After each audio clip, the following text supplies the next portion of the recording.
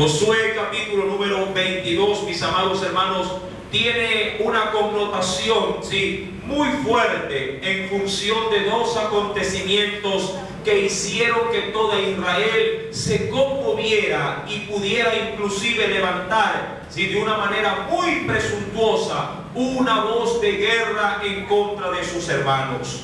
La Biblia, y acompáñenme a Josué capítulo 22, sí, versículo número, sí, capítulo 22, versículo número 11.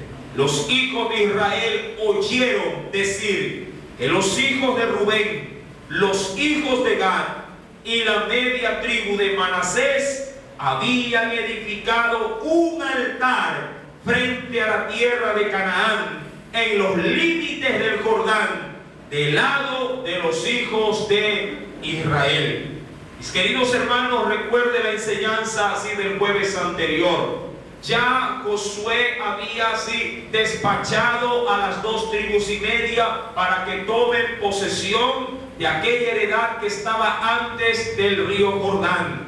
Mas sin embargo, luego de haberlos despachado y luego de haberle dado las advertencias de que ellos deberían de conducirse tal como lo habían hecho, obedientemente, cuando llegan a los límites del Jordán, en el río mismo, sí, estas dos tribus y media levantan un altar, sí, con un propósito para aquel entonces desconocido. La Escritura nos narra, mi amado hermano, que cuando los hijos de Israel, es decir, las otras 10 tribus, escucharon que las otras dos tribus y media habían levantado un altar, sí, todos se dispusieron para ir a la guerra en contra de sus propios hermanos. ¿Por qué, mis amados hermanos, tuvieron esto? Sí, ellos a bien en este caso establecer, porque se estaba violentando una ordenanza de Dios. Acompáñenme por favor a la Escritura y veamos, sí, de qué se trataba. Cuando uno va al libro de Deuteronomio, en el quinto libro de la Biblia, Deuteronomio, capítulo número 12. Libro de Deuteronomio, capítulo número 12. ¿Lo tienen? Versículo número 4 al verso número 6 nos dice: no haréis así a Jehová vuestro Dios. Deuteronomio 12, verso 4 al 6.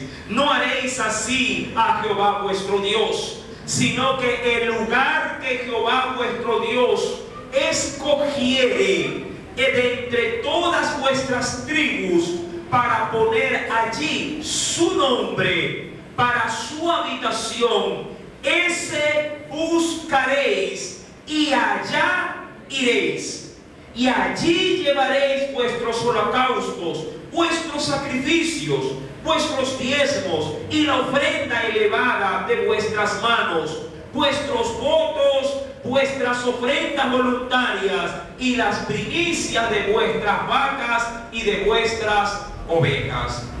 Es decir, mi amado hermano, que Dios había ordenado al pueblo de que un solo lugar había de ser establecido para hacer morar allí su nombre. Mas sin embargo, cuando las dos tribus y media se separaron, dice la Biblia que el resto del pueblo había escuchado que se había levantado un altar. Retomemos por favor, sí, al libro de Josué capítulo 22, versículo número 11. Los hijos de Israel oyeron decir, sí, que los hijos de Rubén, los hijos de Gad y la media tribu de Manasés habían edificado un altar frente a la tierra de Canaán. Obviamente, cuando ellos se enteraron de esta noticia, muy desagradable por cierto, ellos pensaron y dijeron: nuestros hermanos prontamente se han olvidado de la ley de su Dios y ahora edifican ellos un propio altar, queriendo ser de alguna manera así autodependientes, o ellos queriendo establecer su propio sistema religioso. Mi amado hermano, eso trastornó a todo Israel y les trajo a memoria dos pecados que el pueblo ya había cometido, rebelándose en contra de su Dios. Esos dos pecados, mi amado hermano, los narra justamente en los versículos que habíamos leído. En el verso 17 dice la Biblia: no ha sido bastante la maldad de peor, de la cual dicen ellos, de la que no estamos aún limpios hasta este día, por la cual vino mortandad en la congregación de Jehová. Ese era el primer precedente que ellos recordaron. Y había un segundo más en el verso número 20. No cometió Acán, hijo de Zera, prevaricación en el anatema, y vino ira sobre toda la congregación de Israel, y aquel hombre no pereció solo en su iniquidad. Mi amado hermano, el pueblo no quería volver a repetir experiencias como estas a causa de la rebelión del propio pueblo. Mi amado hermano, la Biblia menciona que cuando Israel se enteró de esta circunstancia, si tomó de entre todas las tribus de Israel, es decir, entre las 10 que habían quedado del otro lado del Jordán, si tomaron a 10 príncipes y enviaron también al sacerdote Eleazar, hijo de Aarón. Mire lo que nos dice, y acompáñeme por favor al versículo número 13. Y enviaron los hijos de Israel a los hijos, dice, de Rubén, y a los hijos de Gad, y a la media tribu de Manasés, en tierra de Galaad, dice el Señor, a Fines, hijo del sacerdote Eleazar, y a 10 príncipes con él, es decir, uno de cada tribu, un príncipe por cada casa paterna de todas las tribus de Israel, cada uno de los cuales era jefe de la casa de sus padres entre los millares de Israel. Mi amado hermano, esa comisión fue de alguna manera así la que el pueblo envió para poder cerciorarse de que si esta rebelión realmente había sido causada por causa, sí, en este caso, del altar que se había edificado. Mi amado hermano, como le dije hace un momento, ellos tenían dos precedentes. Una en un lugar llamado Peor y otra experiencia negativa con un hombre llamado Acán. Cuando vamos y repitamos el verso 7, en su primera parte nos dice: no ha sido bastante la maldad de Peor, de la cual no estamos aún limpios hasta este día. Mi amado hermano, ¿quién hizo recordatorio de todo esto? El hijo del sacerdote Eleazar, es decir, Fines. Mi amado hermano, él de alguna manera se anticipa y advierte, ¿sí?, ¿a quiénes? A los que supuestamente se habían revelado, diciéndole: todavía no estamos limpios de un pecado que cometimos en el desierto. ¿Qué clase de pecado, mi amado hermano, fue ese que hicieron?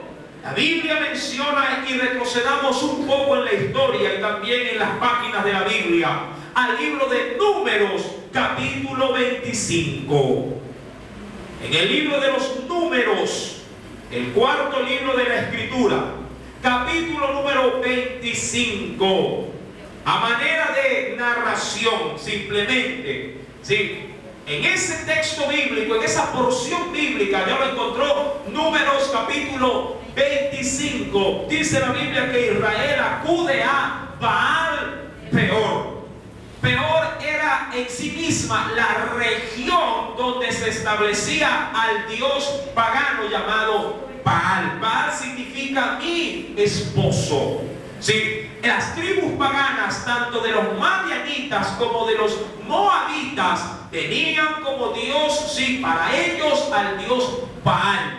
Y en ese sentido, en una región llamada Peor, se había establecido a ese dios. Ese Dios, ¿qué implicaba, mi amado hermano?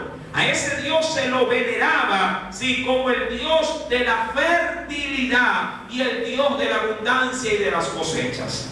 Mi amado hermano, en esa región, antes de que el pueblo transgrediera o pisoteara los mandamientos de su Dios, el pueblo en ese lugar, sí, por un consejo maligno, por cierto, de un profeta supuestamente de Dios llamado Balaam, cayó en fornicación.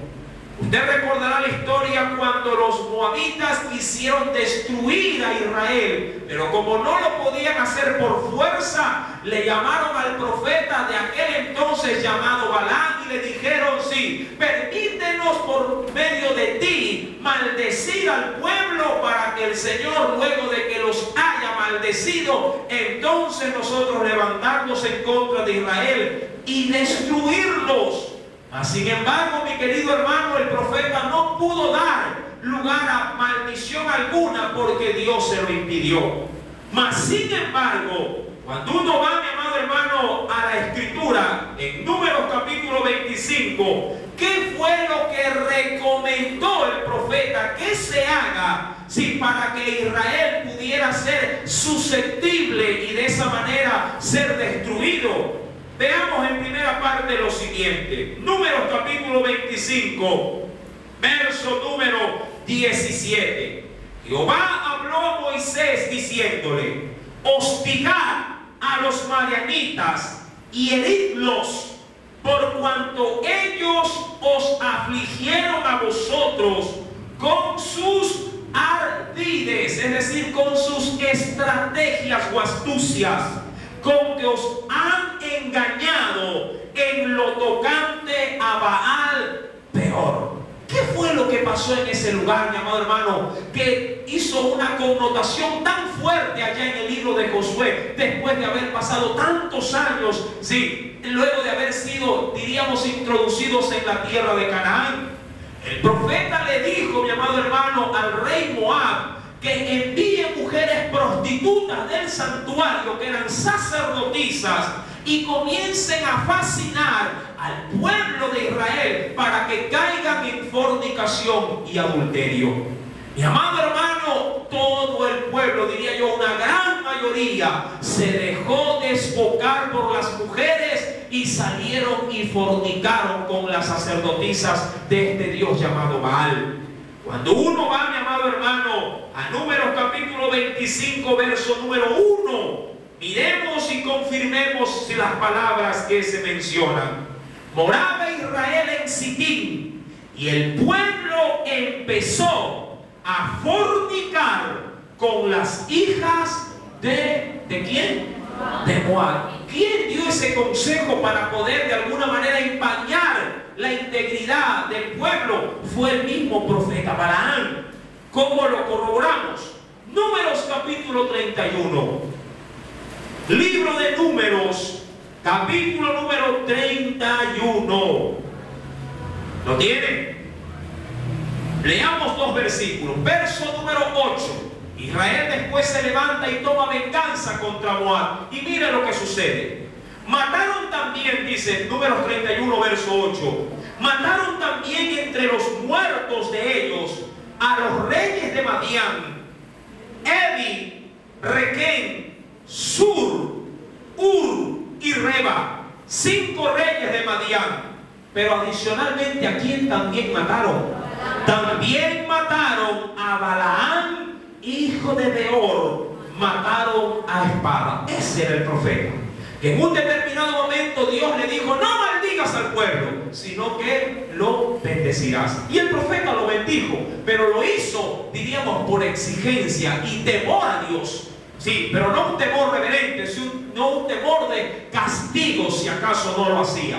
¿Por qué en sí mismo Balaam quería, mi amado hermano, maldecir al pueblo? Porque Moab, el rey, le había dado muchos privilegios y le ofrecía grandes riquezas si lo hacía.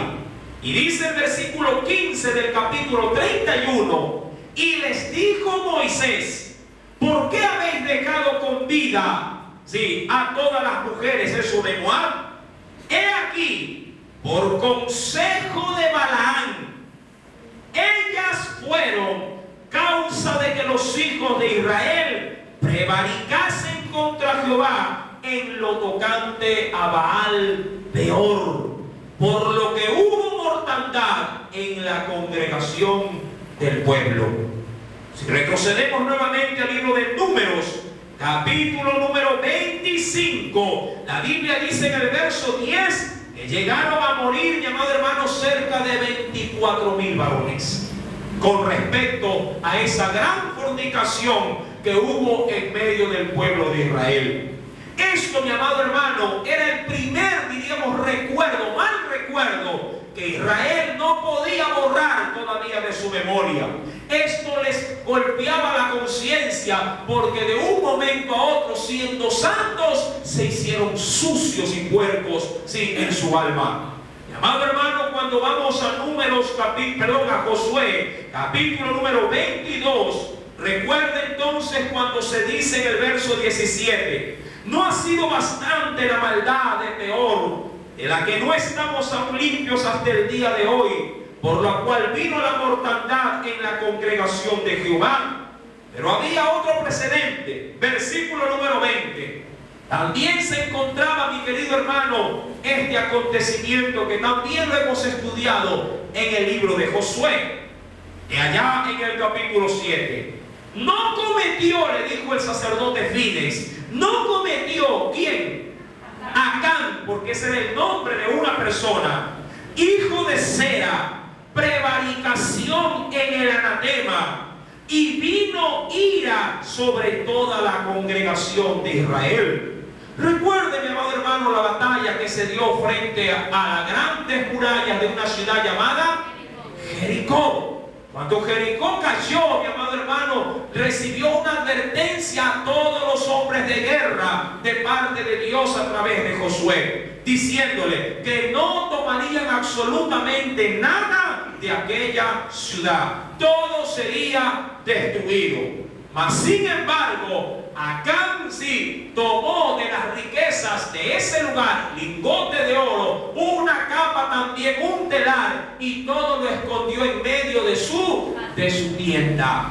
Eso, mi querido hermano, provocó que en la siguiente batalla Israel saliera vencida y también muchos hombres de guerra fueran muertos. Dios, por su parte, sacó a relucir a este hombre pecador a través de una diversidad, diríamos, de estrategia, eliminando tribus para ver si había lugar de arrepentimiento a consecuencia de lo que había hecho este hombre. Mi amado hermano, acompáñenme al libro de Josué, capítulo número 7. Libro de Josué, capítulo número 7.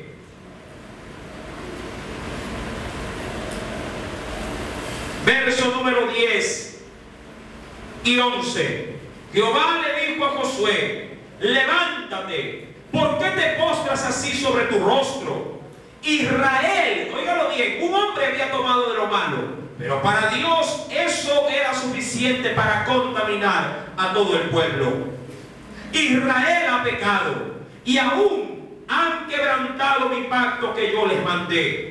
Y también han tomado del anatema y hasta han hurtado y han metido y aún lo han guardado entre sus enseres. ¿Quién fue responsable de esto? Versículo 19. Entonces Josué dijo a Acán: hijo mío, da gloria a Jehová, el Dios de Israel, y dale alabanza y declárame ahora lo que has hecho. No me lo encubras. Y Acán respondió a Josué diciendo: verdaderamente yo he pecado contra Jehová, el Dios de Israel, y así he hecho. Pues vi entre los despojos un manto babilónico muy bueno, y 200 siclos de plata, y un lingote de oro de peso de 50 siclos, lo cual codicié y tomé. Y he aquí, está escondido bajo tierra, en medio de mi tienda, y el dinero debajo de ello.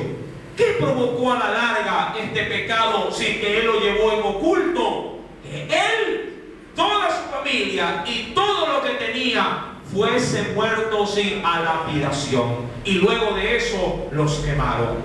Mi querido hermano, pecados sí que marcaron una generación.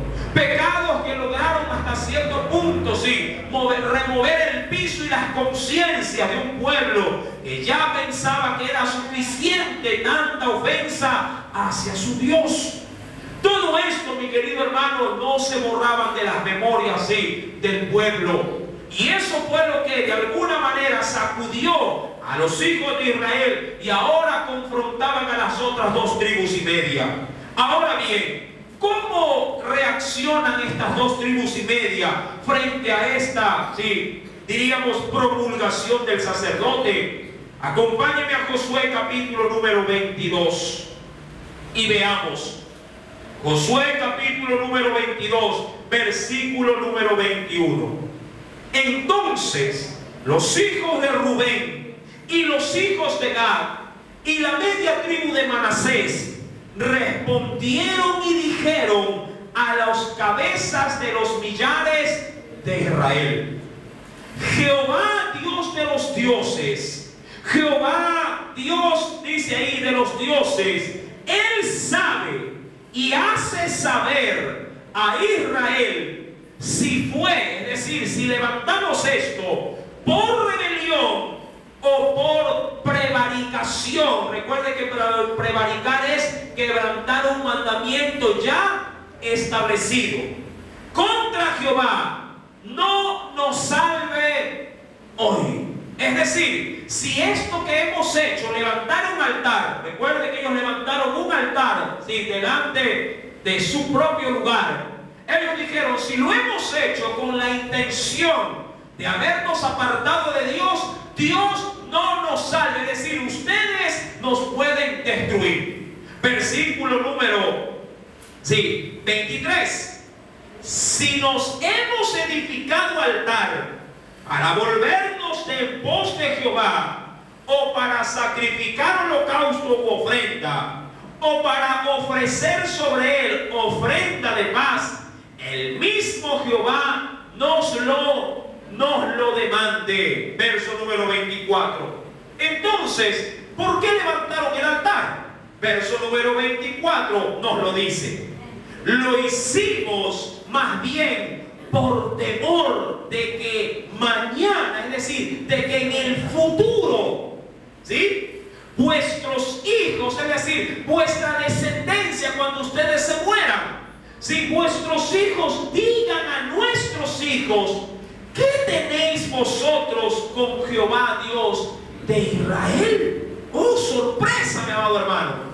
Cuando ellos dan sus razones y sus motivos, no era el altar motivo, diríamos así, de rebelión, sino más bien que ese altar era un monumento en el cual se habría de establecer entre ambas, diríamos, pueblos, los que están antes del río y pasando el río, fuera como un estandarte levantado para identificar que ambos son de una misma nación y comparten un mismo Dios.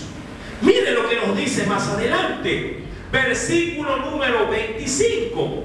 Jehová ha puesto por lindero el Jordán entre nosotros y vosotros, oh hijos de Rubén e hijos de Gad, no tenéis vosotros parte en Jehová, y así vuestros hijos harían que nuestros hijos dejasen de temer a Jehová. Ahora, cuando ellos dan respuesta, mi querido hermano, diríamos, comienza a tomar cuerpo algo que al inicio hubiese causado una tremenda guerra entre un mismo pueblo. Ahora, a mí me interesa, mi amado hermano, esta reflexión que me dice esta porción de la Biblia, por como en el verso número 30, lo dice la Escritura a manera de realce. Mire lo que dice en el verso número 30.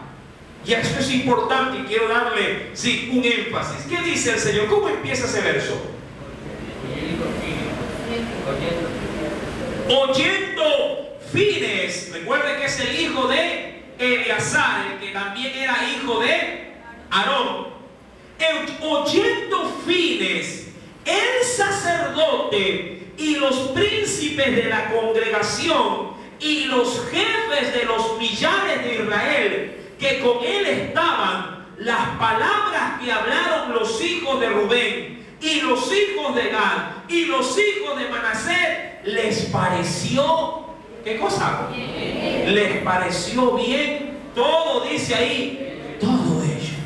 Ahora, qué importante, mi amado hermano, a manera de reflexión, reflexión también para nosotros. Qué importante es saber oír. ¿Cómo empieza el texto? Oyendo fines. Mi amado hermano, usted sabe que la Biblia nos demanda a nosotros como hijos de Dios que debemos de ser prontos para oír y tardos para hablar. Acompáñeme por favor a la carta de Santiago en el capítulo número 1. Cuando uno no sabe oír y de manera presurosa saca conclusiones, puede cometer, mi amado hermano, muchas torpezas. Acompáñeme al libro de Santiago, la carta de Santiago en el capítulo número 1. Cristo mismo advierte también a su iglesia. Carta de Santiago, luego de los Hebreos. ¿Lo tiene? Capítulo número 1, versículo, número 19 y 20. Por esto mismo, amados hermanos, todo hombre sea pronto, ¿para qué? Es decir, para escuchar. Tardo, ¿para qué? Para hablar. Dice ahí, tardo también, ¿para qué? Para airarse. ¿Por qué? Porque cuando uno escucha, ¿verdad? Diríamos de una manera muy presurosa, puede de manera también muy abrupta, ¿verdad? Reaccionar de una manera muy desfavorable. Pero cuando uno escucha razones, cuando uno presta atención a lo que se dice, realmente puede llegar a interpretar correctamente una situación, y eso puede, amado hermano, en vez de traer conflicto, puede llegar a traer paz en medio de una circunstancia. Por eso dice adicionalmente el verso número 20, porque la ira del hombre, obviamente del hombre que no sabe oír, porque la ira del hombre no obra la justicia de Dios. Y mire que ese texto del verso 20 está ligado estrechamente al verso 19, es decir, que nuestro Dios sabe escuchar, sabe oír. Amén. Por eso es que Él está interesado en que usted y yo oremos, porque el Señor siempre quiere oírnos. Ahora bien, mi amado hermano, el sacerdote, dice la Biblia en el verso 30, oyendo fines el sacerdote. ¿Y quiénes más estaban oyendo? Los príncipes de esas 10 tribus. ¿Qué les pareció al final toda esta situación? ¿Les pareció caótico o les pareció que el asunto era para llevar a la guerra? Recuerde que el pueblo había escuchado, pero no con atención. De pronto había escuchado un rumor, tal como lo dice, y acompáñeme por favor nuevamente al mismo libro de Josué, capítulo 22, verso 12. Cuando oyeron esto los hijos de Israel, se juntó toda la congregación de los hijos de Israel en Silo, es decir, donde estaba la casa de Dios, para subir a pelear contra ellos. Cuando usted se entera de algo, así como diríamos así de refilón, no, pregunto, ¿cómo reacciona? ¿Va a casa y lo comprueba? ¿O simplemente porque oyó el rumor va a casa y le mete palo a todos los muchachos? ¿Verdad? A veces uno, ¿verdad?, escucha o lo llama o nos oiga a sus hijos tal cosa o tal cosa. Usted llega, no escucha razones y ¿qué hace? Va con todo, ¿verdad?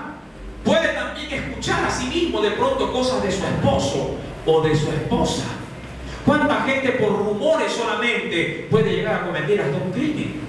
¿Verdad? Rumores simplemente. Hoy por ahí escuché tal cosa, pero no habla, no se cerciora, no comienza, diríamos así, a prestar atención a los argumentos o por lo menos a toda la historia completa para poder establecer si hay o no una razón de pronto para reclamar algo o para traer paz en vez de traer discordia. Mi amado hermano, el pueblo había escuchado de una manera muy, diríamos así, superficial la circunstancia, e inmediatamente el pueblo que quería hacerle guerra así a sus hermanos. Pero posteriormente Fines, hijo de Eliezer, escuchó todo lo que se había dicho, y ahora ellos establecían de que no había motivo alguno para ir a la guerra, sino que todo lo que se había hecho era para bien. Dice el versículo número 28 del capítulo 22. Nosotros pues, dijimos, eso hablando de las 2 tribus y media, si aconteciere que tal digan, es decir, que no nos quieran reconocer como su pueblo, a nosotros, a nuestras generaciones en lo porvenir, entonces, dice aquí, responderemos, mirad el civil. Interesante. Ellos habían levantado en ese lugar, ¿qué cosa? Un altar, pero ese altar no era cualquier altar. Dice la escritura que era un civil. Es decir, la palabra o el término civil significa semejante o igual. Es decir, miren el altar que tenemos aquí, que es semejante o similar al altar que ustedes tienen al otro lado del Jordán, allá en Silo. Allá donde ustedes tienen erguido también un tabernáculo o un altar dentro de ese tabernáculo. ¿Para qué lo hacían? Para que el pueblo del otro lado del Jordán diga, ah, ellos también tienen o comparten nuestra misma fe, comparten nuestro mismo Dios. Versículo número, sí, recuérdelo, verso número 28. Mirad el civil del altar de Jehová. Aún más, el cual hicieron nuestros padres, no para holocaustos o sacrificios, sino para que fuese puesto, ¿con qué objetivo? Que fuese puesto testimonio entre nosotros y vosotros. Y aún más afirma, nunca tal acontezca que nos rebelemos contra Jehová o que nos apartemos hoy de seguir a Jehová, edificando altar para holocaustos, para ofrendas o sacrificios, además del altar de Jehová nuestro Dios, que está delante de su tabernáculo. Es decir, solo ese altar nosotros vamos a reconocer. Mi amado hermano, ellos querían entonces garantizar que sus futuras generaciones no fuesen rechazadas por los otros sin miembros de las tribus, sino que todo el pueblo quedase integrado por ese altar que se había edificado al otro lado del río Jordán, para que no haya diferencia entre ambos pueblos, porque todos habían descendido de una misma nación. Mi amado hermano, cuando vamos al versículo 31 del capítulo 22 de Josué, veamos la resolución que el sacerdote toma, a la hora de emitir un edicto y de darle a conocer al resto del pueblo. Y dijo Fines, hijo del sacerdote Eleazar, a los hijos de Rubén, a los hijos de Gad y a los hijos de Manasés: hoy hemos entendido, qué bueno es conversar, que Jehová está entre nosotros, pues que no habéis intentado esta traición contra Jehová. Ahora habéis librado a los hijos de Israel de la mano o de la ira de Jehová. Y Fines, hijo del sacerdote Eleazar, dice ahí, y los príncipes dejaron a los hijos de Rubén y a los hijos de Gad y regresaron a la tierra de Galaad, a la tierra de Canaán, a los hijos de Israel, a los cuales le dieron la respuesta. ¿Qué respuesta le dieron? Verso 33. Obviamente que les dijeron todo lo que ya sus hermanos antes del Jordán les habían dicho, que habían levantado un altar similar al altar que estaba del otro lado, para que ambos pueblos se reconocieran en sus futuras generaciones. Verso número 33. ¿Cómo reaccionó el pueblo? Dice el Señor: y el asunto pareció bien a los hijos de Israel, y bendijeron a Dios los hijos de Israel, y no hablaron más de subir contra ellos en guerra para destruir la tierra en que habitaban los hijos de Rubén y los hijos de Gad. Y los hijos de Rubén y los hijos, dice, de Gad, pusieron por nombre al altar, un nombre le pusieron, ¿cómo? Que significa testimonio, ¿sí? Porque testimonio es entre nosotros que Jehová es Dios. Culminemos con lo que dice Eclesiastés capítulo número 5. Libro de Eclesiastés, capítulo número 5. Recuerde, todo este contratiempo se logró, sí, diríamos pasar por alto, cuando se dedicaron, sí, a prestar con atención, oído, sí, a lo que tenían que decir los otros. Hay algo también muy importante para el pueblo: ir con su Dios. Eclesiastés, capítulo número 5. Miremos pues, ¿se acuerda lo que decía también la carta de Santiago? ¿Qué decía Santiago 1, versos 19-20? Todo hombre sea pronto para oír y tardo para hablar. Eclesiastés capítulo 5, verso número 1. Miremos pues también esta parte. Cuando fueres a la casa de Dios, guarda, ¿qué cosa dice el Señor ahí? Eso no significa que tiene que poner el pie debajo de las bancas, guardándolo o escondiéndolo. No. El Señor más bien con esa advertencia nos habla así más bien de saber qué hacer o cómo saber comprometernos delante de Dios. Es decir, cuando vayas a la casa de Dios, ten cuidado de lo que vas a hacer o con lo que te vas a comprometer. Verso número 1. Cuando fueres a la casa de Jehová tu Dios, ¿verdad? Guarda tu pie y acércate más. ¿Para qué cosa, mi amado hermano? ¿Verdad? Algo muy similar a lo que hizo Fines con el pueblo. ¿Para qué se acercó Fines? Para oír al pueblo. Acércate más para oír que para ofrecer el sacrificio. Y ahí te dice algo. ¿De qué? De los necios. Ahora, ¿está mal ofrecerle a Dios cosas de pronto con nuestros labios, comprometernos con nuestras palabras? Bueno, de seguro que no. El problema es cuando hacemos ofrecimientos que a la larga no vamos a cumplir, o lo que es peor, que cumplimos pero a medio talle, si dejamos abandonado en este caso el compromiso. Porque hay dos formas en ese sentido de ofender al Señor. Nos ligamos con nuestra boca, si en vez de venir a aprovechar el culto y más bien llenarnos de Dios y meditar en la palabra. Sí, mucha gente, diríamos de manera emocional, habla con su Dios, se compromete y no termina haciéndolo, o lo que es peor, lo comienza a hacer pero en medio talle lo deja abandonado.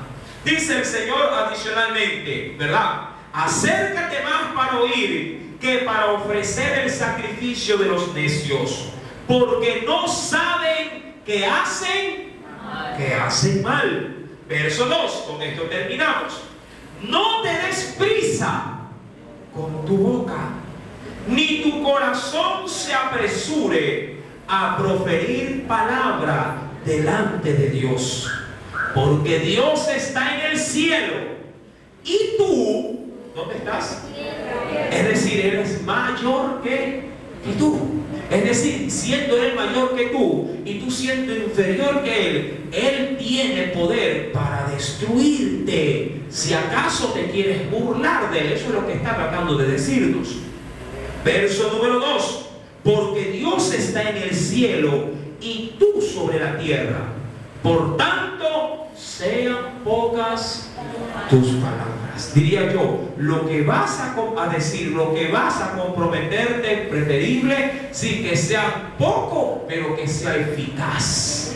Amén. No que te llenes de muchos compromisos con Dios que a la larga no vayas a cumplir. Recuerda, mi amado hermano, hoy hemos aprendido mucho, sí, cuando nos dedicamos más a oír, sí, que a emitir de pronto de una manera acelerada comentarios que no pueden conducirnos, sí, a ningún bien cuando no prestamos con atención oír. Amén. Hasta ahí la enseñanza, mi amado hermano, de nuestro Dios en Josué capítulo 22, y la próxima semana estaremos con Josué todo el capítulo 23 conforme, sí, a la voluntad del Señor. Que Dios continúe bendiciendo y alabanza